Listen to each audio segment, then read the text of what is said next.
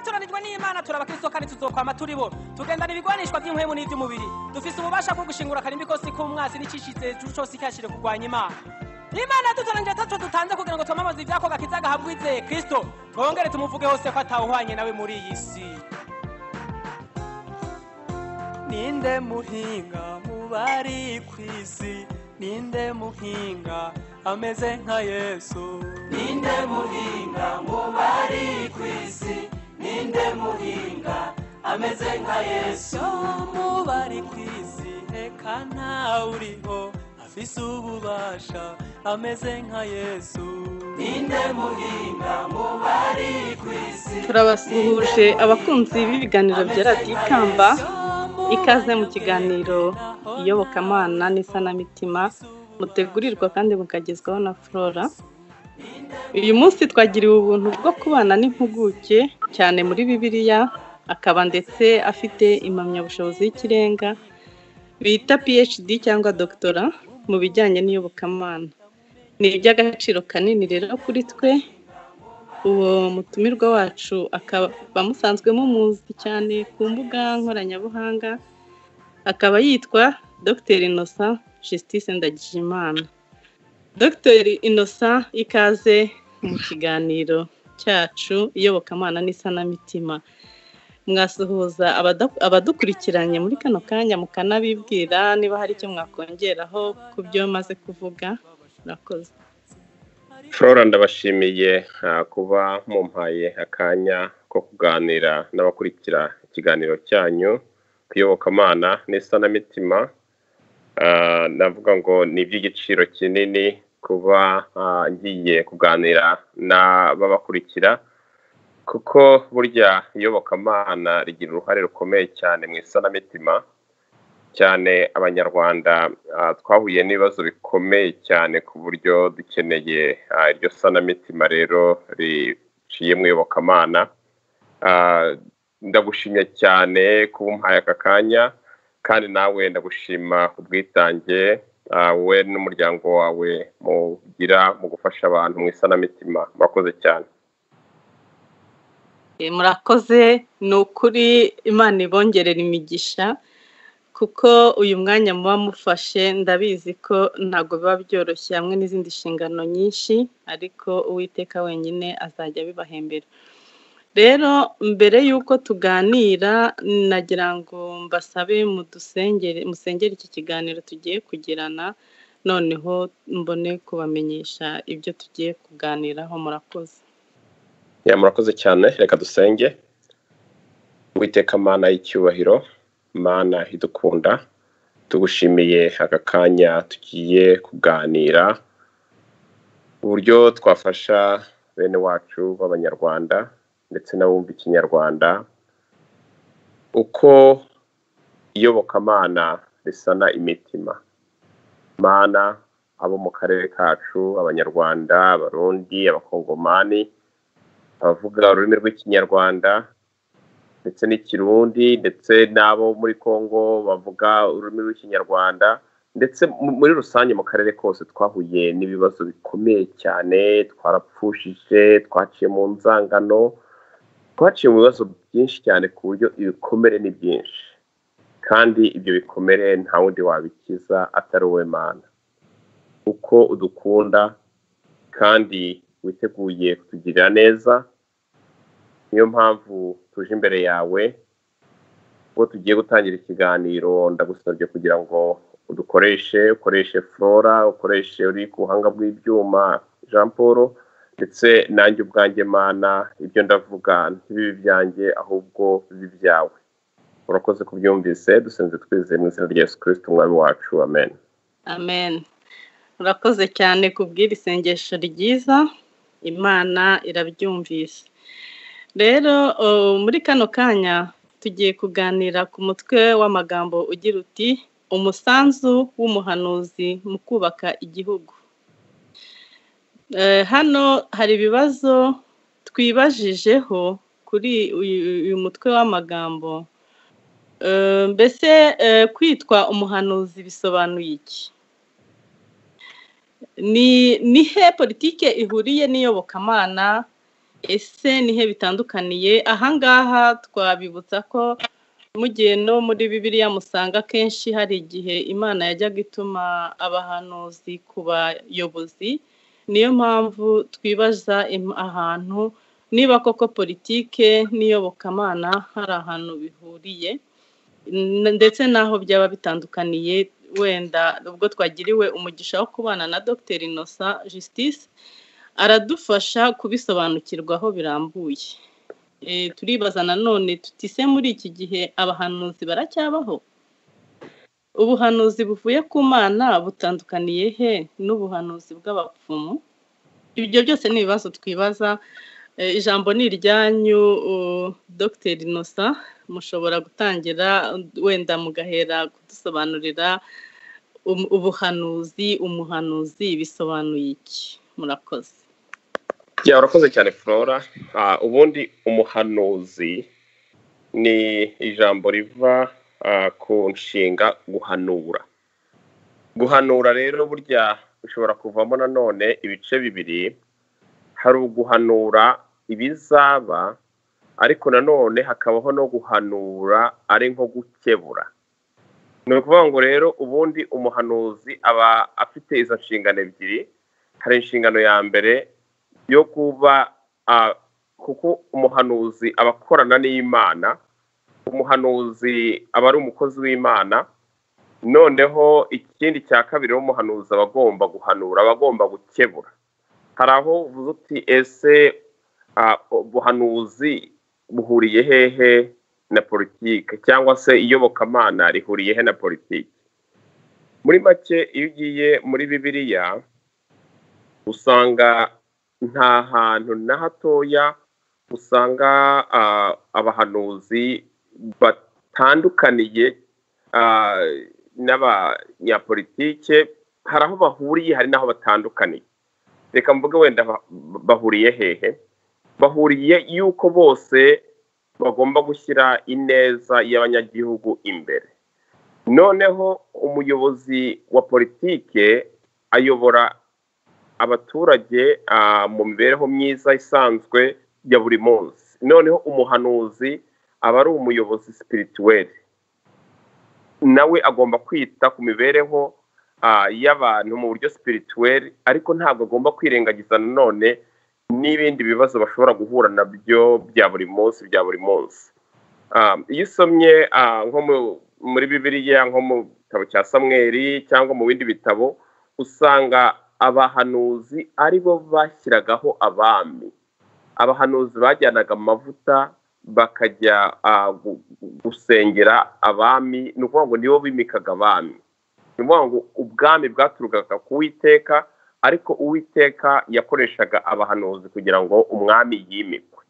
Igihe cyose umwami yabaga yatandukiriye, Imana yoherezaga umuhanuzi akagenda agahanura, akabwira umwami ati dore ibintu bimeze gutya. Imana ntabwo yishimye kubera yuko wagiye kure yayo, kubera ko watandukiriye. Icyo gihe umwami wabaga ari umunyabwenge yumviraga umuhanuzi akagaruka mu nzira. Ariko hari n'abandi bami bagiye baba abami batubashye Imana, nk'abami bitwa ba Ahabu n'abandi. Icyo gihe hari n'igihe n'ubundi batotezaga abahanuzi. Ariko navuga ngo mu by'ukuri ubuhanuzi na politiki hari ahantu bihuriye cyane. Murakoze cyane kudusobanurira. Aho ngaho wenda hari nk'akabazo k'amatsiko mpise numva ngize.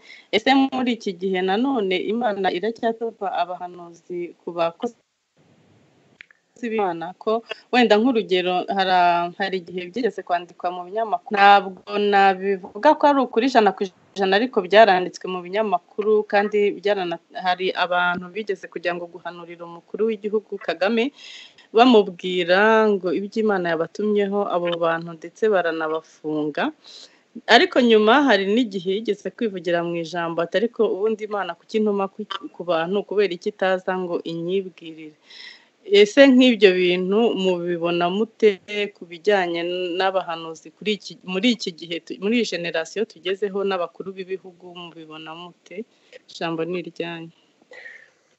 Navuga ngo imana uko yari mu myaka 100 bishize na n'ubu niko ikiri, kubera yuko imana ni imana kandi imana ntigihinduka, kandi igihe cyose imana ikoresha abantu, imana ikoresha abahanuzi.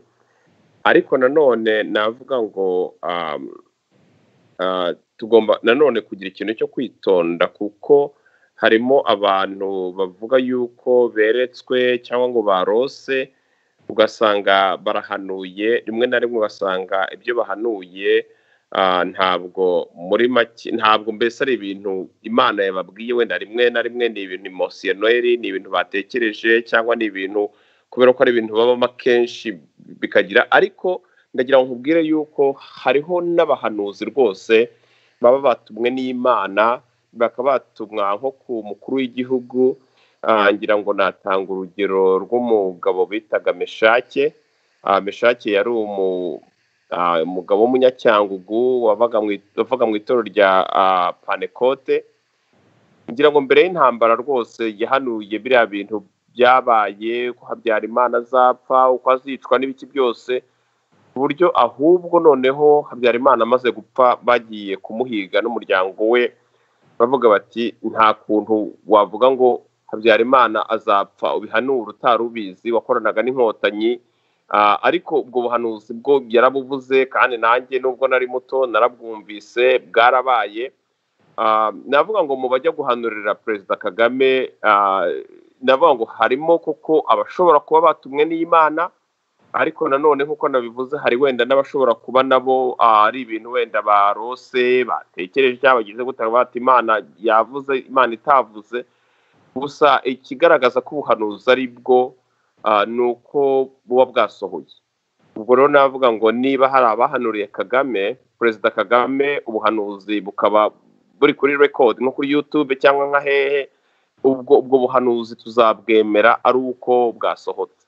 Sinzi niba nsubije ikibazo cyawe. Nibyo musubije neza. Wenda ahangaha nahita nanone njya ku kibazo, gutandukanya ubuhanuzi buvuye ku Mana n'ubuhanuzi buvuye ku bapfumu. Ahangaha wenda natanga urugero nko kuri Meshaki. Ntabwo naramwumvise cyane koko ko yavuze ibintu byinshi kandi bikabaho. Noneho hari n'undi muhanuzi wavuzwe cyane nta munyarwanda utamuzi, Magayane. Ibintu yavuze byinshi byabayeho, ndetse hari n'ibindi bitaraba yavuze ko bizaba. Harimo n'abandi bahanuzi numvaga bavuga ngo ba Nyirabiyoro b'abapfumu. Nagira ngo wenda mushoboye kudusobanurira, ese Imana ishobora gukoresha abapfumu kugira ngo ijambo ryayo risohoke, cyangwa n'abapfumu ni gute twatandukanya ubuhanuzi ko buvuye ku Mana n'ubuhanuzi buvuye ku bapfumu? Murakoze. Flora, icyo ni ikibazo cyiza ariko kiranakomeye. Ndetse Imana yakoresha abantu bitwa nyine ko ari abakristo, ikaba yakoresha nanone n'abandi bita abapfumu, cyangwa wenda bava mu madini ya gakondo, wenda nk'abo ba Nyirabiyoro cyangwa na Magayane. Ntabwo ngira ngo yahanuye avuga ngo nge ndi umupanekote cyangwa ndi umukatolike n'iki, ngira ngo yahanuye nka Magayane. Ariko Magayane numva yuko mu by'ukuri nawe ibyo yavuze abantu bagiye babyandika, abantu bagiye babisoma. Ngira ngo Magayane ibintu yavuze byinshi cyane byarabaye.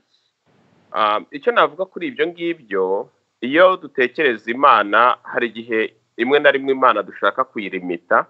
Imana tukaba twayishyira mu kabogisi, tugashyiraho mu gakarito, bavuga ngo Imana Imana gusa yavugisha abangaba abapanekote, yavugisha abakatolike gusa, yavugisha Imana ni Imana. Imana ishobora no kuvugisha n'amabuye, Imana ishobora kuvugisha n'ibiti, Imana ishobora kuvugisha n'indogobe. Ndumva hari nka nuza story yo mu kubara, aho Imana yakoresheje indogobe, irimo indogobe noneho ivugisha umuhanuzi witwaga Baramu wari wanze kumvira Imana, ariko indogobe, Imana ifungura akanwa k'indogobe, indogobe iravuga. So no kuvuga ngo rero niba mu by'ukuri Imana ishobora gukoresha indogobe ikabwira umuhanuzi wari umuhanuzi w'Imana kandi warimo gukora iby'Imana idashaka, Imana ishobora gukoresha rero umuntu uwo ari we wese uyemereye. nibyo birasobanutse. Wenda ndagira ngo mbasabe nanone mudusobanurire ikintu abantu benshi bajya batubwira ngo ibiganiro byanyu ngo twumva ngo ni iyobokamana n'isanamitima ngo ariko ngo mukunda gushyiramo politiki. Ese mushaka kudufasha mukadusobanurira niba politike ni hehe politike ihuriye n'iyobokamana, ese ni hehe bitandukaniye, kugira ngo twumve neza niba twaba turi mu murongo cyangwa niba twaba dutana rimwe na rimwe. Murakoze. Ahubwo Flora, njye navuga ngo mutuma nkunda ibiganiro byanyu icyo nicyo bikundira, kubera yuko abanyarwanda hari ikintu badushyizemo ngo politike ngo nyabuneka ntukavuge politike. Naguha urugero, hari abantu bani inshuti cyane, ibintu bya activism mbimazemo igihe, mbimazemo imyaka nibura nka 15, mvuga nka Innocent Ndagijimana n'indi nk'itandatu hari. Nanjye nari ngifite ubwoba nkiri muri Afurika, nkoresha amazina yandi mvuga nyabuneka ndebe yuko nanjye bwacya kabiri. So navuga ngo mbimazemo nk'imyaka nka 20. Hari abantu bambwiye ngo ariko Innocent kurimo kwandika ibintu by'u Rwanda cyane, uravuga ibintu by'u Rwanda kuri YouTube, uravuga ibintu by'u Rwanda, ese uracyari umupasiteri ko tubona wagiye mu bya politike? Noneho nanjye igihe cyose nkababaza ariko se politike ni iki, iyobokamana ni iki? Mu by'ukuri politike ni uburyo bwo kuyobora. Politike ni uburyo bwo kuyobora, ni uburyo bwo guha abantu imiyoborere myiza. Noneho rero iyobokamana naryo ni ubuzima spirituel. Iyobokamana nabyo harimo ubuyobozi, kuko n'ubundi mu iyobokamana nabyo tuba dufite abayobozi batuyobora mu bintu by'iyobokamana. So nuvuga ngo rero n'ubundi ntabwo ushobora kuvuga ngo uzavuga ibintu by'iyobokamana uvuga ngo mu ijuru wirengagiza ibirimo kuba ku isi, wirengagiza akababaro abantu barimo guhura nako ku isi. Icyo gihe ntabwo uba ukoze ubushake bw'Imana. Ahubwo abantu bavuga ngo kuki muvuga ku bya politike, uzababaza uti muri Bibiliya uhereye mu itangiriro ukagera mu byahishuwe, ni hehe ubona hatarimo politiki, hatarimo no gusenga, hatarimo n'iyobokamana? Kuko usanga nk'ibitabo byinshi byo mu itangiriro, ibitabo byinshi byo mu isezerano rya kera, usangamo amateka ya Isiraheli, usangamo abami, usangamo intambara zagiye ziba, usangamo ibintu byose no kuvuga ngo rero nta na hamwe politike n'iyobokamana bitandukaniye. Kandi abantu bashaka kumva yuko politike ari ikintu kibi, ndagira ngo nkubwire, burya Flora, hajya nturi umubyeyi ntufite abana? Nibyo mfite abana rwose. Mufite abana, reba ushobora nko kujya guhahira abana imyenda, umwana akabona nk'umwenda w'umweru akavuga ati kuri mwenda ndawushaka. Noneho nkayo w'umubyeyi ukaba uzi yuko mu by'ukuri wa mwenda wenda ntabwo ari karite ikomeye, uriya mwenda wenda ni umweru wandura ubusa, ukamubwira uti ariko rero mwana wanjye uriya w'icyatsi cyangwa uriya w'ubururu cyangwa uriya wa pinki, ibara ryaro ryose uriya niwo wakubera, uriya niwo waba mwiza, uriya niwo waba ukomeye. Uzi yuko burya uba ukoreshejemo politiki no kugira ngo ubashe kumwereka icyiza. Ariko benshi niyo babikoze ntabwo bumva yuko ari politiki. Iyo nayo ni politiki. Ntabwo najyaga mbitekereza, ariko nibyo vrema. Yes, ni politiki rwose.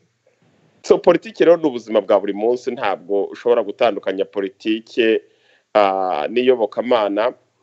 Ndimo kwiga muri universite, ndimo gukorera masters. Hari umuprofeseri watubwiye ati umupasiteri mwiza agomba kuba afite Bibiliya mu kuboko kw'iburyo, ukuboko kw'ibumoso afitemo newspaper cyangwa journal ivuga amakuru yo muri community uko byagenze. Yes. Ati kubera yuko niba usomye ijambo ry'Imana ugomba kumenya imibereho y'abantu muri community, noneho ukabasha kubihuza cyangwa ukabasha gukuramo ubutumwa bubahumuriza, ubutumwa bugira icyo bubamarira. Birumvikana kugira ngo ube uzi nabubwira unabamenye ubasobanukirwe, kuko kwigisha abantu utazi ibyabo nge numva ari nko kuvomera mu kiva. wagombye kumanza gusobanukirwa n'ibyo bakeneye kugira ngo abe ari byo ubaha. Guha umuntu ibintu adakeneye burya nabyo nta kamaro kabyo. niko bimeze rwose. Nibyo rero ubwo wenda ndumva muduhumurije ko tutataye umurongo, ko ibintu by'Imana dushobora kubiganira cyane cyane ko, ariko se ubundi buriya nko mu gihugu cyacu dusubiyeyo ushobora kuvuga ijambo ry'Imana ukarangiza utavuze ku bintu bijyanye na politike koko mu gihugu cyacu? Dr. Innocent abona bishoboka? Ahubwo rero mu gihugu cyacu nicyo kibazo dufite, kuko usanga abahanuzi barataye inshingano yabo. Abahanuzi bagombaga kuba ijwi ry'Imana, abahanuzi bagombaga kuba ijwi ry'ukuri n'urukundo nyakuri, abahanuzi bagomba kuba ijwi ryo guhuza abantu. Abahanuzi rero b'iwacu babaye babahanuzi navuga ngo bameze nk'abahanurira indamu, cyangwa se babahanuzi bimitse ubwoba, kandi ijambo ry'Imana riravuga ngo iyo nta mutima uducira urubanza turatinyuka. Ariko usanga ni ikibazo gikomeye cyane, usanga abahanuzi b'iwacu bahanurira umwami cyangwa umuyobozi ibyo ashaka kumva, ugasanga ni ikibazo gikomeye cyane. Hari inkuru numvaga turi buganireho, ndaguha nk'urugero. Ni inkuru iri mu gitabo cy'Abami ba mbere, ibice 22, aho umwami Yehoshafati wari umwami w'Abayuda yagiye kureba umwami wa Isiraheli, umwami witwaga Ahabu. Icyo gihe hari hamaze imyaka 3 Isiraheli irimo kurwana na Siriya. Ariko reka wenda manze se nkubisobanura kugira ngo wenda abantu bumve icyo nshatse kuvuga, kuko abami babiri, Yehoshafati yari umwami w'Abayuda, Ahabu akaba umwami wa Isiraheli. Ni mu gihe Isiraheli yari yaracitsemo ubwami bubiri, aho umwami Salomo yitabiye Imana ahagana mu mwaka 931 mbere y'uko Yesu avuka. Habayeho gucikamo ibice bibiri. Noneho mu majyaruguru haba ubwami bwa Isiraheli, bari bafite umurwa mukuru witwaga Samariya. Noneho mu majyepfo haba ubwami bwa Yuda, bari bafite umurwa mukuru Yerusalemu. Ni ukuvuga ngo mu bwami bwo hepfo bw'Abayuda hari imiryango ibiri, Abayuda n'Ababenjamin. Indi miryango 10 nayo ikaba mu bwami bw'amajyaruguru. So ni ukuvuga ngo rero nubwo bari barabaye divided, bari baratandukanye, ariko barakomezaga gufatanya. Niba abateye Isiraheli Abayuda yajyaga gutabara, cyangwa niba hari uteye Yuda n'ubundi na Isiraheli kajya gutabara. Icyo gihe rero ubwo umwami wa Yuda ajya kureba Ahabu umwami wa Isiraheli, aravuga ati ko hari agace kacu Abasiriya batwaye, nta kuntu twajya kurwana twigaruza kariya gace kacu. Ako gace kitwaga Gilead. Noneho bigeze aho ngaho umwami Ahabu aravuga ati nta kibazo. Ariko noneho Yehoshafati abo munyamakenga aravuga ati ariko rero reka tubanze tubaze Imana, twumve icyo Imana ishaka, kuko bari basobanukiwe neza ko niba bagiye gutera intambara Imana itari ku ruhande rwabo ntibashoboraga kuyitsinda. Noneho rero nibwo umwami Ahabu yatumiye abahanuzi 400, baraza bose baramubwira bati rwose bati Imana yavuze ngo nimutere, mugende mutere Iramoti y'i Galeyadi, murahatsinda rwose, mugende murahatsinda. Noneho bigeze aho ngaho Yehoshafati aramaza ati ariko se ati nta wundi muhanuzi usigaye? Noneho umwami Ahabu aravuga ati hari undi muhanuzi umwe, ariko ntabwo mukunda kubera yuko ntago ajya mpanurira ibintu byiza, ati igihe cyose ahanura ibintu bibi. cyangwa muhanurira ibyo we yifuza kumva. Urumva 400 bose bahanura ibyo ashaka kumva. navuga ni abahanuzi magana ane ni nka za parirema, ni nka parirema yo mu Rwanda na Sena. Nibyo ni abantu rwose ibyo umwami ashaka baravuga bati nibyo nyagasani, nibyo nyakurama, nibyo nyagasani. Ariko noneho hakaba undi muhanuzi witwa Mikaya. Uyu Mikaya rero yarazwi nk'umuhanuzi w'Imana, we ntabwo yashobora kuvuga iby'Imana itamubwiye. Noneho rero bamutumaho umuhanuzi bita Sedekiya. Sedekiya ni nkaho wari ukuriye abahanuzi 400 bahanuraga iby'umwami ashaka kumva. Ajya kumureba aramubwira ati, umva rero Mikaya, ati turabizi kuvuga kwawe, atari ko umwami twamuhanuriye abahanuzi 400 twese twemeranyije yuko agomba kujya gutera kandi ko agomba gutsinda. Nyaboneka ntugerayo wibeshye ngo uvuge ibitandukanye n'iby'abandi. Noneho Mikaya aramubwira ati, nkorahiye Uwiteka Imana ya Isiraheli, ntabwo nzajya kubeshya. Ningera imbere y'umwami nzavugisha ukuri. Noneho nahasiga ubuzima bwose. Nubwo nahasiga ubuzima. Urumva ni umuhanuzi umwe arahanurira iby'Imana ishaka, ariko mu 400 bose barangije kuvuga yuko bo barangije kubwira umwami ibyo ashaka kumva. So ubwo rero Mikaya aragenda agera imbere y'umwami. Ageze imbere y'umwami, noneho umwami aramubaza ati, ese Mikaya, ati tujye gutera hariya i Galeyadi. Noneho Mikaya asa nk'uvuga mu marenga, arabata hati ngaho ni mugende mutere muzatsinda. Ariko n'ubundi Ahabu kuko yarazi uko Mikaya avuga, aravuga ati oya, ati ntabwo mbwije ukuri Mikaya, ati mbwize ukuri. Mikaya abaza umwami ati, ese none urashaka kumva ukuri? umwami ati Ahabu ati yes, ati ndashaka kumbwiriza ukuri. Noneho rero nibwo Mikaya yamubwiye ati, umva rero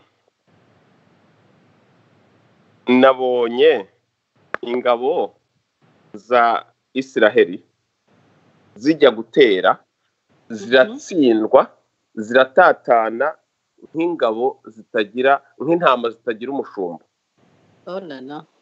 Noneho akimara kubivuga, Ahabu ababwiye Yehoshafati wa mwami wa Yuda ati, sinakubwiye yuko iki kigabo buri gihe cyose kivuga ibintu ntashaka. Sinakubwiye ko ntabwo gishobora kuvuga ibintu nshaka, uyu ni wa muhanuzi buri gihe uhanura ibintu ntashaka kumva. Noneho ahita ategeka yuko ngo bamujyana mu nzu y'imbohe. Aravuga ati, uyu mugabo, iki kigabo ntabwo gihanura ibintu umwami ashaka, nimugishyire mu nzu y'imbohe, mujye mukigaburira ibyo kurya by'agahimano n'amazi y'agahimano kugeza igihe nzagarukira muvuye ku rugamba. Noneho umwami noneho Mikaya aramubwira ati, uvuye ku rugamba, ati rwose ati ndakurahiye ntabwo urugamba uzarugwaho. Noneho ubanza yarahise amwica, sinzi. Nibyo bamushyize aho ngaho bamushyira. Noneho aravuga ati, namwe rubanda mwumve, nahanuye umwami mubwira ibyo Uwiteka ashaka ntiyabyumvise. Natabara aragenda azagwa ku rugamba. N'ubundi niko byagenze, baragiye bageze ku rugamba. Noneho Ahabu umwami wa Isiraheli abwira Yehoshafati ati, wowe ugende wambaye imyambaro y'umwami byose n'ikanzu n'amakamba n'iki, ati kugira ngo tujijishe, ati kuko ninjye bashaka cyane, noneho bazaza ari we babangamiye, nge ntabwo bazamenya aho ndi. Ahabu aragenda yiyoberanya mu ngabo. Noneho ingabo z'abo muri Siriya ziragenda zibonye umwami, abari zigenda zishaka, ariko zigeze hafi ye zibona siwe, zibona ni umwami w'Abayuda kandi zirashaka Ahabu umwami w'Isiraheli. Ubwo ngo baramubonye, bamurasa mu gatuza, aho ikote ry'ibyuma yari yambaye ryahuriraga, atangira kuvirirana, umwami agwa ku rugamba. So ni ukuvuga ngo rero icyo nashaka kubwira, abahanuzi b'ibinyoma babaho, ugasanga kubera ubwoba cyangwa kubera indamu ntabwo bashaka guhanura ukuri. So nicyo kibazo rero usanga iwacu mu Rwanda. Usanga mu Rwanda hari umuco w'ubwoba, ku buryo usanga nyine n'abahanuzi bo mu Rwanda ntabwo bashaka guhanura. Uwahanuye kugira ngo uzi ibyamubayeho ni Kizito Mihigo. Buriya Kizito Mihigo niwe muhanuzi nemera mu Rwanda wahanuye avuga ati ubwiyunge uko bubukora ntabwo ari byo, avuga ukuri ndetse kugeza anagupfiriye. Uriya rero niwe muhanuzi. Abandi abenshi ntabwo rwose ari ukubahuka, ni amatitire gusa cyangwa se ubwoba bwarabarenze ku buryo n'ubundi ntabwo bashobora gukora inshingano zabo nk'abahanuzi. nibyo uvuze ukuri, turabyemeranyaho 100%. ari ahantu hafite nk'akandi kabazo abahanuzi wenda baba Imana ibatuma bakicecekera kubera kugira ubwoba, bo wababwira iki? Cyane cyane nk'abahanuzi bo mu Rwanda, Imana yereka ibintu, ikabereka ibigiye kuba, ikabereka ibyakosoka kugira ngo amahoro abe mu gihugu, ariko bakanangira imitima, bo wababwira iki? Urakoze. Burya rero nk'uko nakubwiye Flora, iyo Imana yaguhaye ubutumwa iguha n'imbaraga ikanakumaramo n'ubwoba. Ni ukuvuga ngo rero abo bahanuzi bafite ubwoba, ntekereza yuko mu by'ukuri ari ubutumwa Imana yabahaye, kuko Imana ishobora byose, Imana ni inyembaraga. Ari ubutumwa Imana yabahaye, nta kuntu bashobora kubugumana kuko ntabwo bashobora kugira amahoro. Byanze bikunze babutanga. Navuga ngo rero abakigumye kuri ubwo butumwa, sintekereza yuko mu by'ukuri bwaba ari ubutumwa bwaturutse ku Mana, kuko abagiye bahabwa ubwo butumwa bagiye babutanga. Nk'uko nakubwiye n'ubundi naguhaye nk'urugero rwa Kizito Mihigo watanze ubutumwa bwe mu ndirimbo, yandika igitabo, ubutumwa bwe yarabutanze ntibwakumvwa, bahitamo kumwica. Ariko ubundi burya umuhanuzi n'ubundi abazi yuko ashobora gupfa azira ukuri. Nibyo Imana iba yatanze. Ntekereza ko no mu rupfu rwabo hari batababazwa, Imana ifite ukuntu ibarinda, niko mbitekereza. Ariko hari ikibazo njya nibaza cyane, abakozi wenda reka mprofite nkikubaze mbere yuko dufata agapoze wenda k'iminota 2. hari ikibazo nkunda kwibaza, abakozi b'Imana ko bazi ko iyo bapfuye bajya mu ijuru, kubera iki batinya gupfa cyane, batinya gusanga Imana? Ni ukubera iki? Cyane cyane urugero wenda natanga, njye buriya nka Kizito mufata nk'umuntu wari special, yari special kuri iyi si, yari umuntu udasanzwe, yari umuntu mbona wari ufite kwicisha bugufi, nk'uko nagereranya nk'uko umwana w'Imana, nk'ukuntu Yesu yicishije bugufi kuri iyi si. Mbona n'ibintu bye cyane cyane bijya gusa rwose n'inzira y'umusaraba Yesu yanyuzemo, ukuntu yanzwe n'abo mu n'umuryango we ari we Banyarwanda, akadukunda, akatwereka urukundo, akatwigisha ibyiza, ariko ugasanga Abanyarwanda nibo bamwituye kumwica, baramugambanira mu buryo bukomeye. Ubwo njyewe iyo ndimo mbitekereza cyane, noneho we nk'umuntu wari ukiri muto, yapfuye akiri muto nk'uko na Yesu nawe yapfuye akiri mutoya, njyewe nkatekereza wenda nko mu gihe cy'urupfu rwe ntabwo yavuze ati nari nkeneye kubyara, nari nkeneye kuzabaho nanjye indi myaka 50 iri imbere. Yaravuze ati nibiba ngombwa impfe nsange uwo nakoreye, kandi nzagenda nishimye. Urupfu nicyo kibi, ariko niyo nzira iduhuza n'Uwiteka. Kubera iki nta bandi bantu, abakozi b'Imana usanga batinya gupfa cyane? Ibyo bintu njya mbyibazaho, simbibonera igisubizo. Murakoze. Flora, icyo ni ikibazo cyiza, ariko nakubwira ngo burya abakozi b'Imana mbere na mbere burya baba ari abantu, kandi umuntu burya umuntu nawe agira ubwoba. Navuga ngo rero burya impamvu ubona benshi bafite ubwoba ni uko ari abantu, ni abantu, ni umuntu. Baravuga ati nibura reka ndebe yuko naramuka kabiri. So Kizito we buriya Kizito niba abantu bita exceptionnel, very exceptional, kubera ko Kizito ibyo yakoze ngira ngo ni umuhamagaro special Imana yari yaramushyizeho. Kizito nicyo kintu yari yaravukiye gukora kandi yakoze icyo Imana yamushakagaho. Nakubwiza kuri nanjye ibya Yesu cyangwa Yesu mbisoma muri Bibiliya kandi ndanabyizera kuko ndi umukristo, ariko niba nshatse kubona koko illustration inyereka ibya Yesu by'ukuri ndeba kuri Kizito. Niba nge hari igihe njyambwira abantu bavuga ni Kizito mushyira hafi ya Yesu cyane, buriya Kizito ahari navuga ngo ni nka Yesu w'Abanyarwanda, ariko unyumve neza ntabwo asimbura Yesu umwana w'Imana, ariko Kizito ngira ngo Abanyarwanda tumushyize hafi ya Yesu ntabwo twaba tubeshye rwose, ntabwo umuntu yaba ndabyemeranyaho nawe nanjye. So naho byo uko tubivuze n'ubundi usanga abapasiteri n'abapadiri n'abashehe nako n'abaimamu usanga nabo nyine n'ubundi bifitiye ubwoba nk'abandi bantu basanzwe, ugasanga rero nabo baravuga bati sinjya kuvuga ibibazo, nimbivuga bigatuma bamfunga, bigatuma banyica, bagahitamo rero guhumiriza bakareba ku ruhande kugira ngo barebe yuko bwacya kabiri. Usanga nyine icyo ari ikibazo, ariko nanjye ntabwo najya kuveba abantu. Burya umuntu akora ibyo ashoboye kandi ngo ntawe utanga icyo adafite, kuko usanga n'ubundi n'abakozi b'Imana nanone bari hano hanze abenshi nabo usanga bacecetse. Ahubwo nge naje kumva kuri radiyo yanyu ko hari abandi bapasiteri usanga babasha kuvuga bakavuga akarengane ndetse bakabasha no kwigisha n'ijambo ry'Imana bakabihuza, nabikunze cyane. Cyane cyane ko benshi usanga nabo baba baragiye bagirirwa akarengane, bamwe baragiye bafungwa bazira ubusa batotezwa.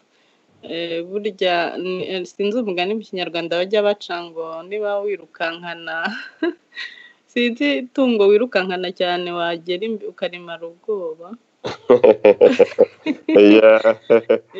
Ubwo rero wenda mbona abantu n'Abanyarwanda mbona hari igihe bazageraho bagashirika ubwoba, ibintu nabwo ubwabo bagahaguruka bakavuga, kuko ntekereza ko Imana yadushyize hariya kugira ngo turwanire uburenganzira bwacu, kugira ngo kandi niba duharanira ijuru, njye ntago mbona ko ibintu byo kutavugisha ukuri, kudahaguruka ngo umuntu arwanire uburenganzira bwa mugenzi we, kutarwanirana ishyaka kugira ngo abantu bajye gushinjanya ibinyoma, biyibagize ko hari umunsi bazabibazwa. Numva ko ari umusanzu wacu ukomeye wo kujya duhwitura abantu tukabibutsa ko nubwo bakora ibi, nubwo bakora na biriya, ariko hari umunsi bazabibazwa. Kandi tukanabibutsa ko ingoma zose nta ngoma ihoraho ubuziraherezo, hari igihe ingoma iranduka kandi n'abayikoreye bose bakarandukana nabi. Nibyo uvuze akenshi yuko hari igihe Abanyarwanda duhaguruka ari uko ibyago byatugezeho cyangwa byageze iwacu mu nzu. Mu minsi ishize hari amagambo nasomye y'umupasiteri w'umudage witwa Martin, wabashije kuvuga amagambo meza cyane mu gihe Hitler yari arimo kwica abantu. Nayashyize mu Kinyarwanda, wenda abatarayabonye kuri social media yanjye nayabasomera bakayumva.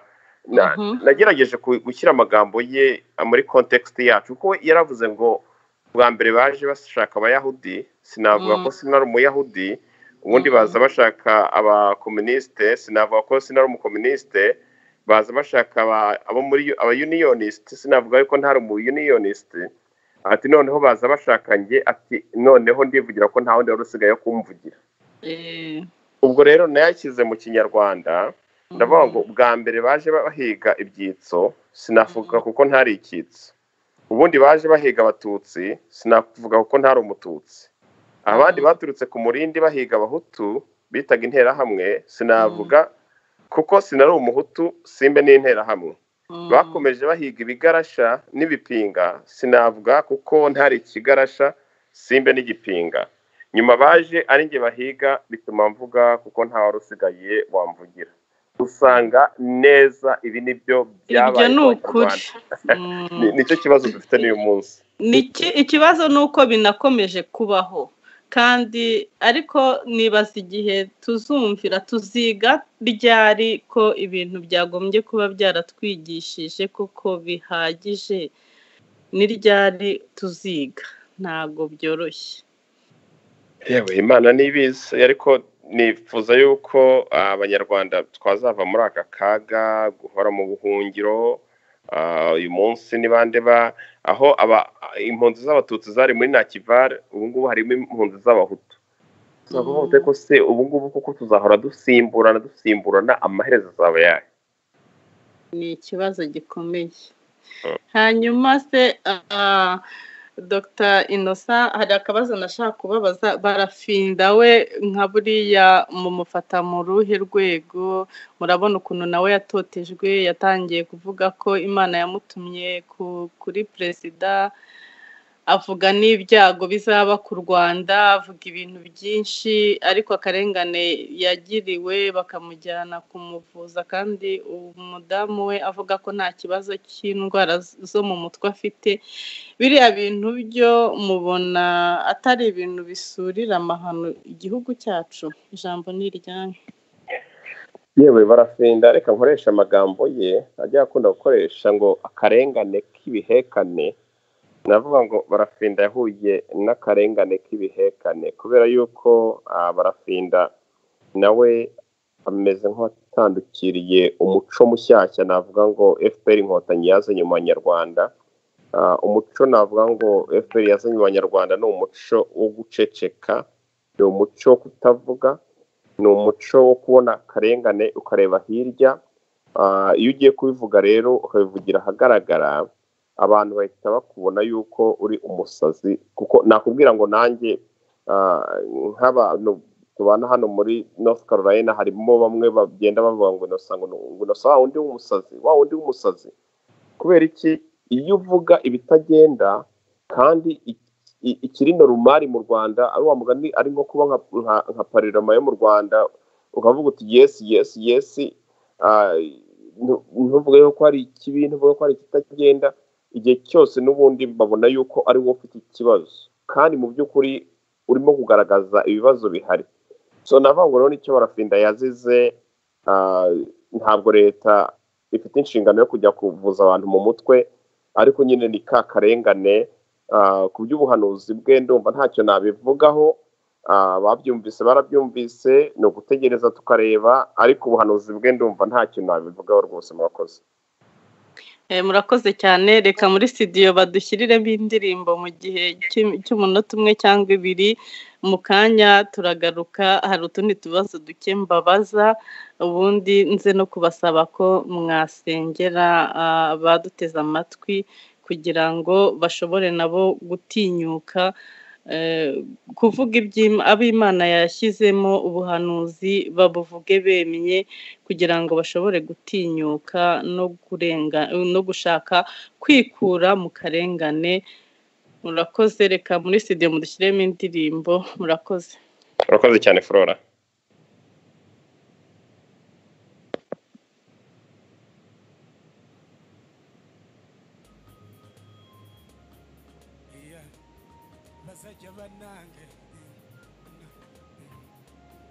Katonda wamanyi zamura mwaka iyisi yarahindutse iyisi tusabe Katonda abasenga ni musenge tusabe Imana benshi cyane nibanyurwa nuko Imana yabahaye umuntu muremure uwo nguwo ntakibishaka uw'inzobe cyangwa igikara abo ngabo ntibakibishaka kandi besha uvuga izina mukecuru yewe oyibesha uvuga izina mukecuru azakumena mukecuru yambaye akamini abana batoya bamukurikiye reba mukecuru yambaye akamini abana batoya bamukurikira sanga muzehe yambaye poketi yewe reba muzehe yambaye murakoze muri studio murakoze kudushyiramo akaririmbo keza iyi si yarahindutse nibyo koko iyi si yarahindutse. Tugarutse hano muri studio twongera gushimira Dr Innocent Justice ku bwitange ndetse n'ibisobanuro byiza cyane yaduhaye ashobora kuduhugurira mu bibazo bimwe na bimwe tuba twibaza. Yadusobanuriye atubwira uburyo ubuhanuzi bisobanura ko birimo amajambo abiri, guhanura no gukebura. Atubwira kandi ko abahanuzi aribo bimikaga abami, bakaba bari bafite uruhare runini mu buyobozi, bafite ibyo bahuriyeho n'abayobozi. Yatubwiye ko bose barwaniraga ineza y'abanyagihugu mbere y'ibintu byose. Rero no mu Rwanda yatubwiye ko hagiye habaho abahanuzi barimo Meshaki, ndetse atubwira cyane n'urundi rugero rwa Kizito Mihigo, ndetse we wabitangiye ubuzima kandi akaba yarahanuye ibintu bikomeye ku gihugu cyacu.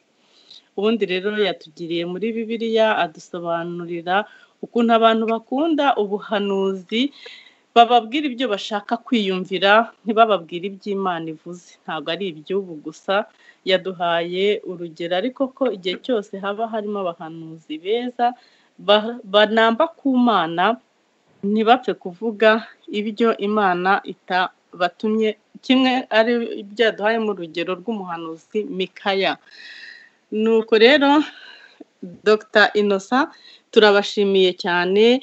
Nongeye muri kano kanya kukubaza, ari ikibazo kindi, harimo abaperezida bubaha Imana. Ejo bundi nari ndi kureba i Burundi,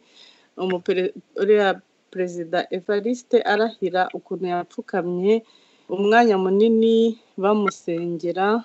Mbona ari ibintu byo guhesha Imana icyubahiro. Mpita nibaza niba n'iwacu byari bishobotse abaperezida bakubaha Imana, bagapfukama, bagaca bugufiya, ahari wenda ibintu byahinduka. Ni iki mwashobora kubwira nko ku baperezida batubaha Imana, badacira bugufi Imana? Ni nk'ubuhe butumwa mwabaha? Murakoze. Urakoze cyane Flora, urakoze cyane no ku ncamake umaze guha abatwumva ku byo twaganiriye. Mu by'ukuri umuperezida wubaha Imana ni uw'igiciro cyane, kuko navuga ngo perezida nyakwigendera Pierre Nkurunziza, hari n'abavuga ngo ni pastor president, kuko mu by'ukuri urebye ubuzima bwe spirituel, uburyo yabashije kuyobora abarundi mu buryo bwo kwegera Imana no gukunda igihugu, ntako bisa. Umuyobozi rero nk'uriya wubaha Imana, agatinya Imana, n'ubundi akorera neza abo yagakwiye gukorera, kuko abagendera ku mategeko y'Imana. Ni ukuvuga ngo abona yuko nubwo ari we muyobozi mu gihugu mukuru, ariko hejuru ye hari Imana imusumba. So usanga rero iwacu wenda nk'ikibazo dufite, ntabwo wenda ari gushaka kuvuga nabi Perezida Kagame, ariko navuga ngo ubuzima spirituel bwa Perezida Kagame bwo ntabwo nabugereranya n'ubwa Pierre Nkurunziza cyangwa n'ubwa Evariste Ndayishimiye, kuko ndibuka Perezida Kagame akimara gukora manuva agakuraho Bizimungu Pasiteri, hari akantu k'agakino bakoze muri Pariroma aho yiyamamaje we na Murigande, noneho bamaze kumutora of course nk'uko bari babipanze, noneho Murigande aramubwira ati rero nyakubahwa perezida, ubu baragutoye, ati kandi Imana iguhaye inshingano yo kuyobora abanyarwanda, ati kandi rero nutabayobora neza izabikubaza. Ndabyibuka, nari ndi mu Rwanda rwose. Noneho ndabyibuka nanjye. Urabyibuka? none Kagame aravuga ngo rero ngo murigande ngo nagira nkubwire ngo abanyarwanda ngo nzabayobora uko mbishoboye ngo kandi Imana ngo nayo ngo nimbaza ngo ibyo ntashoboye nzayisobanurira ukumva ngo nzayisobanurira mbese ukumva ari nko kuvuga ni nko kuzasubiza mu byara we cyangwa iki ukumva arimo kuvuga na arrogance nyinshi n'ibimbaza nzayisobanurira ndavuga ngo rero natwe mu Rwanda icyaduha Imana tukagira umuyobozi uzi Imana umuyobozi wubaha Imana kuko wabonye nk'i Burundi bari bamenyereye yuko ubutegetsi buhinduka hamenetse amaraso ariko Nkurunziza ibintu akoze ntabwo byigeze biba mu Burundi navuga ngo rero Nkurunziza yabaye nka Moses ariko noneho ubu ndayishimiye ni nka Yosuwa abarundi bari kuri ntuza bari ku nzira nziza abarundi bafite ejo heza hazaza gusa ikibazo ni uko abantu b'iwacu bashobora kuzabavangira kuko batishimiye progress yabo ariko ngira ngo abanyarwanda twari dukwiye kwigira ku barundi ibintu byinshi cyane rwose murakoze ntekereza ko Uwiteka atazemera ko babavangira kuko n'ubundi bashatse kubavangira birapfa kandi ntekereza ko na biriya nyakwigendera Pierre Nkurunziza Imana imuha iruhuko ridashira ntekereza ko yararangije misiyo ye muri iyi si ejo bundi nari ndi kumva kuri BBC aho abaturage bose ari abari Burundi bari mu buhungiro abaheho bose nta muntu wamuvuze ikintu kibi bavugaga ibyiza bavuga ukuntu ababyeyi babyarira ubuntu naho mu gihugu iwacu umubyara bakamufunga ngo yabuza yo kwishyura ababyeyi babura ibyo abana ntibonka ariko nabonye ukuntu babitaho ikintu cyitwa kwivuza ikintu cyitwa kwigira ubuntu abana antukanye naravuze nti Imana warakoze umugaragu wawe umuhe iruhuko ridashira ndavuga nti se buriya yiba ari iwacu abantu baba batelefona bavuga yahe magambo ndavuga buriya Imana ibifite ibyayo nta wamenya ubwo rero nashakaga kubasaba mugire ijambo mubwira abakozi b'Imana bari mu Rwanda no hanze y'u Rwanda mukurikije umutwe w'aya magambo mugire nk'impanuro ubutumwa mwabaha ndetse n'abakristo murakoze urakoze cyane Flora icyo nabwira abakozi b'Imana baba bari mu Rwanda baba n'abari hanze nuko mu by'ukuri muri abahanuzi Imana yabahaye inshingano yo kuyobora umukumbi wayo ntabwo umushumba mwiza ashobora kubona umukumbi we ufite ibibazo cyangwa intama ihuye n'ikibazo icyo ari cyo cyose avuga ngo biriya ntabwo mbireba biriya ni politike ngo biriya bibaye reka simvuga ngira ngo Yesu Kristo niwe wavuze ngo nta rukundo ruruta kwitangira intama zawe umushumba mwiza ni uwitangira intama ni ukuvuga ngo rero Kizito yatanze urugero nk'uko nabivuze ntabwo ari umuhamagaro wa twese kandi twese ntabwo duhamagarira kuvuga ngo wenda ngo tuzaba intwari nka Kizito ariko numva yuko abacecetse bagombye nibura kuvuga that's the least nibura ababona akarengane bakareba hirya nyabuneka nimuvuge nyabuneka rwose mwamagana akarengane mukoresha imbaraga zanyu nkeya mufite mukomeze gusenga musenge Imana kuko n'ubundi nta kinanira Imana ngo nta n'imvura idahita navuga ngo akaga u Rwanda rurimo gucamo kazagira iherezo gusa unfortunately kazahitana benshi ariko kazagira iherezo kuba Kristo abakunda Imana navuga ngo nimukomeze gusenga ubutitsa ku ijambo ry'Imana avuga ngo mukomeze gusenga ngo pray without ceasing reka dusenge rero dukomeze kumvira Imana nzi yuko igihe gikwiye gutabarwa kwacu kuzaboneka Imana inzira zayo zisaga igihumbi ariko Imana izatabara abanyarwanda nabasigira inkuru nziza yo kwizera inkuru nziza y'amahoro no kumva yuko aka kaga turimo kazagira iherezo. Urakoze cyane Flora, ndagushimye. Murakoze cyane Dr. Innocent. Mu by'ukuri nagira ngo mfate uyu mwanya nongere mbashimire. Sinzi ukuntu nabashimira bimvuye ku mutima. Mwakoze cyane, hari byinshi twungutse kandi ni iby'agaciro gakomeye kubana namwe muri kano kanya. Ndumva rero twavuga bukira bugacya, ariko buriya muzongera mutugenera akanya, mwongere mutuganirize no ku zindi insanganyamatsiko zitandukanye, kubera ko ni ukuri nanjye hari byinshi nungutse mu ijambo ry'Imana mutugeshejeho ndetse no mu kudusobanurira. Imana ibaha umugisha, Imana ikomeze kubamurikira mu nzira zose munyuramo, kandi ihaze umutima wanyu, ibanezeze. Nagira ngo rero mbasabe mudusengere dusoza, buriya naho butaha. Murakoze. Ya Flora, ninjye ubashimye nanjye kubera aka kanya mwampaye ko kugira ngo nganize abakurikira iradiyo yanyu iyobokamana mu isanamitima, kandi ni ukuri ibyo murimo gukora Imana ibibahera umugisha. Ubwo rero reka dusenge. Imana y'icyubahiro, turagushimiye ko wabanye natwe mu kiganiro.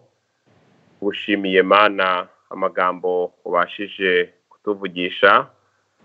Turasabye kugira ngo amagambo yose twavuze Uwiteka hazavemo inyigisho zagirira abantu bawe akamaro.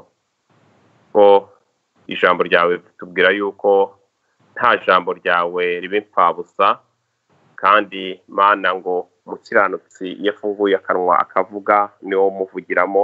Wavugiye muri Flora, nanjye wamvugiyemo. Ndagusabye rero kugira ngo abe ari wowe wo gusana imitima y'Abanyarwanda, abe ari wo guhumuriza Abanyarwanda. Mana, ukoreshe imbaraga zawe wakoresheje tandukanya inyanja, imbaraga wakoresheje Mana zambukije Abisiraheli Yorodani, imbaraga wakoresheje Uwiteka ukura abana bawe mu gihugu cy'uburetwa ukabajyana mu gihugu cy'isezerano. Izo nizo mbaraga uzakoresha no kuvana Abanyarwanda mu buretwa, kababaro, mu buhungiro, ukatugeza mu gihugu cyacu cy'isezerano ari cyo u Rwanda. Urakoze ko wumvise gusenga kwacu, dusabye twizeye mu izina rya Yesu Kristo umwami wacu. Amen. Amen. Murakoze cyane.